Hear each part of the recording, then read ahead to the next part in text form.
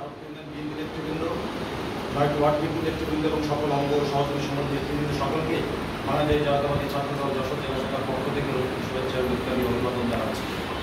উপস্থিতি, আজকের এই আলোচনার ভিতর দিয়ে আমাদের আগামী দিনের জন্য তিনটে কর্মসূচি উঠে এসেছে। একটি হচ্ছে নির্বাচনকে সামনে রেখে ওয়ার্ড ভিত্তিক বা কেন্দ্রভিত্তিক কমিটি গঠন, আমাদের আরব ইউনিয়নের প্রতিটি ওয়ার্ডে একটি করে মহিলা সমাবেশ এবং ইউনিয়ন পর্যায়ে কারণের সমাবেশ, তিনটে কর্মসূচি উঠে এসেছে এবং এই কর্মসূচিগুলো বাস্তবায়নের ব্যাপারে আপনারা প্রত্যেকে নিজ নিজ জায়গা থেকে বক্তব্য দিয়েছেন। আমাদের সম্মানিত প্রধান অতিথি বিস্তারিত পরিসরে বক্তব্য রেখেছেন এবং আমাদের বিগত দিনে অত্যন্ত সংকটকালীন সময়েও আরব ইউনিয়নের বিএনপি অঙ্গ সহযোগী সংগঠনের বিভিন্ন কর্মকাণ্ডের সফলতা এবং উপস্থিতির যে হার, তাতে আমরা আশা করি হতেই পারি যে আগামী দিনেও এই সমস্ত কর্মসূচিগুলো আমাদের ইউনিয়নে অত্যন্ত সফলভাবে সম্পাদিত হবে।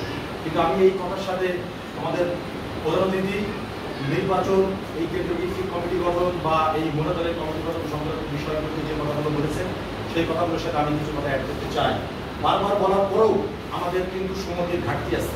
আমরা এখানে বক্তব্য দিয়ে বাড়ি চলে যাই, চায়ের দোকানে বসে নীতি কথা বলে বাড়ি চলে যায়, কিন্তু পরবর্তীতে দেখা যায় নিজেদের শক্তি বা নিজেদের সক্ষমতা বৃদ্ধির লক্ষ্যে বা একজন আরেকজনকে কিভাবে আরেকজনের চাইতে একটু বেশি ক্ষমতাধর হওয়া যায়, এই মানে কি বলা যায়, এই অশুভ বা এই অসৎ যে মানে যে চিন্তা ভাবনা আমাদের ভিতরে অনেক সময় কাজ করে, সেইটার অংশ হিসেবে আমরা অনেক জায়গায়, আপনারা এখানে কোতোয়ালি বিএনপি আছে, জেলা বিএনপি আছে, ইউনিয়ন বিএনপি আছে, ইভেন আমার নেতা অনিন্দ অমিত যদি আরব ইউনিয়নের 9টা ওয়ার্ড বিএনপিকে সিঙ্গেল ডেকে নিয়ে বসে প্রতিটা ওয়ার্ড বিএনপি অভিযোগ দেবে যে তার ওয়ার্ডে কোনো না কোনো সন্ত্রাসীকে বা কোনো না কোনো আওয়ামী লীগের দোসরকে আমরা পৃষ্ঠপোষকতা দিচ্ছি।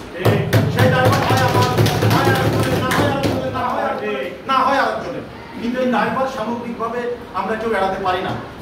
এই যে আমাদের শক্তি বৃদ্ধির জন্য আমরা এই যে একটি অশুভ প্রক্রিয়ার ভিতরে আমরা লিপ্ত আছি, এখনো কোতোয়ালি বিএনপিকে স্টেটমেন্ট দিয়ে জানাতে হয় যে আরব ইউনিয়নে অমুক ফ্যাসিবাদের দোষর। আমাদের যদি দুর্ভাগ্য, কোতোয়ালি বিএনপি সাধারণ সম্পাদক আছে, সহসভাপতি আছে, সাবেক সাধারণ সম্পাদক তো আমাদের ইউনিয়নেরই সন্তান।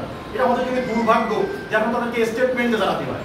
আমি নাম বললে এখনো মিনিমাম 3 জনের নাম বলতে পারবো যাদের ব্যাপারে স্টেটমেন্ট দেওয়া উচিত। এই স্টেটমেন্ট নির্বাচনের আর মাত্র 7-8 মাস বাকি, এখনো যদি কোতোয়ালি বিএনপির খুঁজে বেড়ানো লাগে যে কোন ওয়ার্ডে কিনা সন্ত্রাসী আছে, কোন ওয়ার্ডে কান্দে নিলে বিএনপির ভোটের ক্ষতি হবে, বিএনপির বদনাম হবে, কোন ওয়ার্ডে ফ্যাসিবাদের কোন দোষেরকে আমরা বুঝে না বুঝে প্রত্যক্ষ পরোক্ষভাবে পদ্মার আড়ে পদ্মার পিছনে পৃষ্ঠপোষকতা দিলে আমাদের ভোটের আলটিমেট ক্ষতি হবে।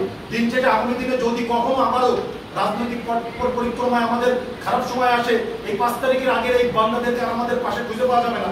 কেউ পিঠ বাঁচানোর দোহাই দিয়ে, কেউ জেল বাঁচানোর দোহাই দিয়ে, আর কেউ ব্যবসা বাঁচানোর দোহাই দিয়ে আবার নিজ নিজ ব্যারাকে ফিরে যাবে। এইটা যদি আমাদের তাহলে আগামী দিনে আমাদের কিন্তু অনেক ক্ষতি। আমরা অনেকেই আছি মাঠ থেকে মাসির দল, আমাদের প্রার্থী অনিন্দ অমিত, তার চাইতে তার ভোট কিভাবে বাড়বে কিভাবে কমবে আমাদের চিন্তা বেশি। আমাদের নেতা যদি চায়, যশোরের আওয়ামী লীগের বহু শীর্ষ নেতা আছে, বহু শীর্ষ পাওয়ারফুল সন্ত্রাসী আছে যারা কাইতে দিতে জয়েন করে, আমার নেতা তো তাদেরকে প্রশ্রয় দেয় না।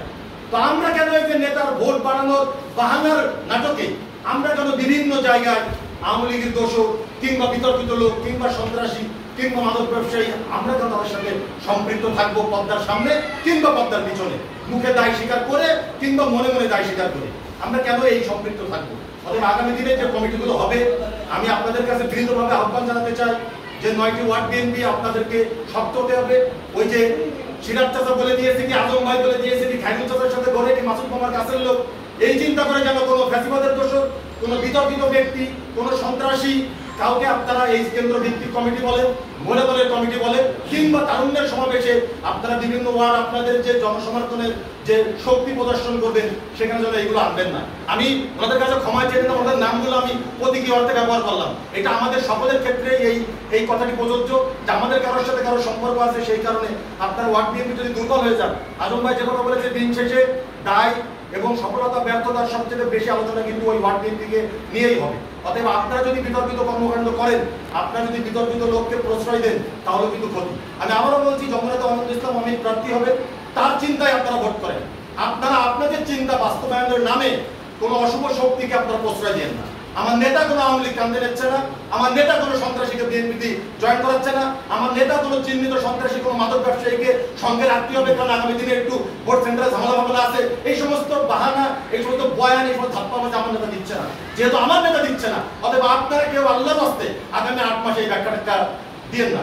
আপনারা ফেব্রুয়ারির পরে কোতোয়ালি বিএনপি, জেলা বিএনপি, ইউনিয়ন বিএনপি যদি আপনাদেরকে সুযোগ দেয়, ওয়ার্ড বিএনপি যদি আপনাদের সাথে সেগুলোতে সম্পর্ক থাকে, তখনকার হিসেব দলের সিদ্ধান্ত দলের। অথবা ইলেকশন পর্যন্ত আমার নেতা যেভাবে ভোট করতে চায়, আমার নেতা যেভাবে তারুণ্যের সমাবেশ করতে চায়, যেভাবে কেন্দ্র ভিত্তিক কমিটি করতে চায়, যেভাবে মহিলা দলের কমিটি করতে চায়, আপনারা নেতার চিন্তা রাজনীতি করেন। এবং ওয়ার্ডগুলোকে আমি আবার আহ্বান জানাবো যে আপনারা এই কেন্দ্র ভিত্তিক কমিটি গঠন এবং এই তারুণ্যের সমাবেশ বিভিন্ন কর্মকাণ্ড সকলে ন্যূনতম কোনো ফ্যাসিবাদের দোষক এবং ন্যূনতম কোনো বিতর্কিত ব্যক্তি, কোনো সন্ত্রাসী কেউ যেন আমাদের কাঁধে উঠতে না পারে, আমাদের কর্মসূচিতে না আসে।